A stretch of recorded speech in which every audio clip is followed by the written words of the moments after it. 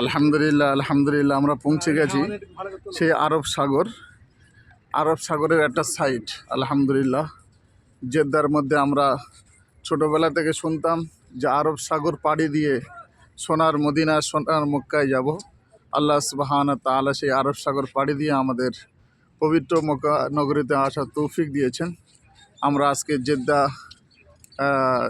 জিয়ারতে এসেছি। আলহামদুলিল্লাহ এয়ারপোর্টের একদম কাছাকাছি এটা হলো আরব সাগর, আপনারা দেখতে পাচ্ছেন।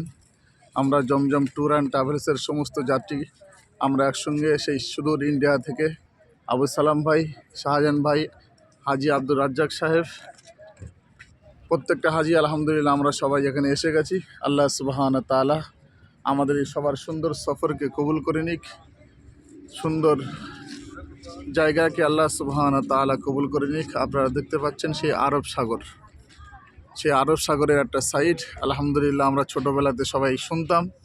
আল্লাহ জাল্লা শানু আমাদের সকলকে সেই জায়গায় বর্তমান অবস্থান করার তৌফিক দিয়েছেন। আলহামদুলিল্লাহ আলহামদুলিল্লাহ আমরা দোয়া করি সারা পৃথিবীর মুসলমান সবাই খুব সুন্দরভাবে খুব তাড়াতাড়ি আল্লাহর ঘরের মেহমান বাইতুল্লাহ শরীফের মেহমান হিসেবে খুব তাড়াতাড়ি আসতে পারেন। আল্লাহ সুবহানাহু ওয়া তাআলা আমাদের সকলকে কবুল করে। হাজি সাহেব এদিকে সবাই তাকান। আলহামদুলিল্লাহ আপনারা দেখতে পাচ্ছেন এই সমস্ত হাজি সাহেবগুলো দাঁড়িয়ে রয়েছে।